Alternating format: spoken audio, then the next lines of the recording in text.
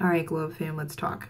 So this week has been very challenging for me. I've learned a great deal about myself and have dealt with some severe, could be worse, but for me it was enough, disappointment this week. And I did not tell you specifically, but I actually quit my job. Friday was my last day in corporate America. I took the leap of faith, whoop, whoop, to work on a few of my businesses, one in particular being a Christian apparel company that felt like a God-given idea, one that I was very, very excited about.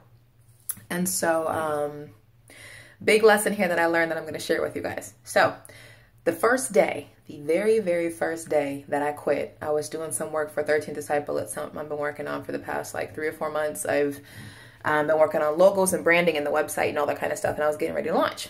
Anyway, doing some research, and somehow trademarking was one of the last things on my list. I don't know why.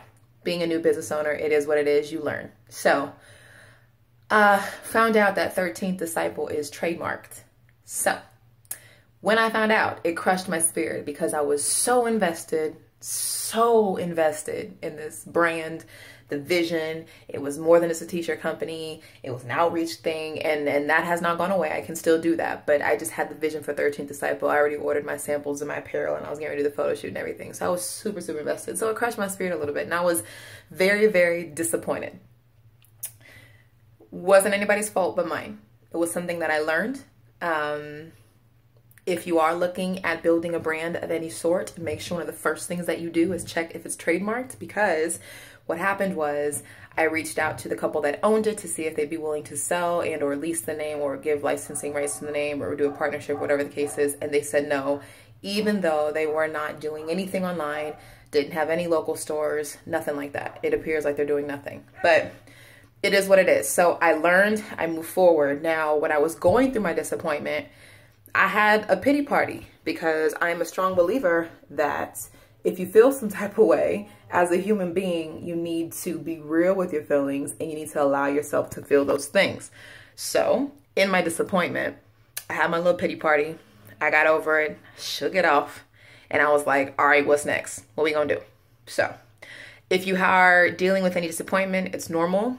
My recommendation is give yourself a specific amount of time.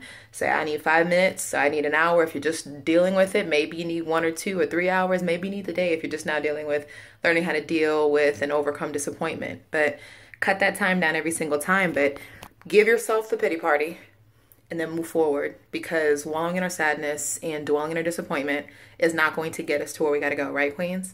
So I'm a strong believer, again, that you need to feel, but cry a little bit, move forward. And I had a couple of other things that disappointed me this week, but it will not be the first, or it was not the first, and will definitely not be the last. So hope you guys are blessed and know it. Hope you guys are smiling today, and no matter what your goals are, no matter what your vision is for yourself, no matter what your dreams are, I hope that you're crushing it and you're staying tenacious. And even if you have to look disappointment in the face, you look disappointment in the face and you smile and say, you know what, you're not stopping me. Like, period. You know what I'm saying? So, God bless you guys. See you soon.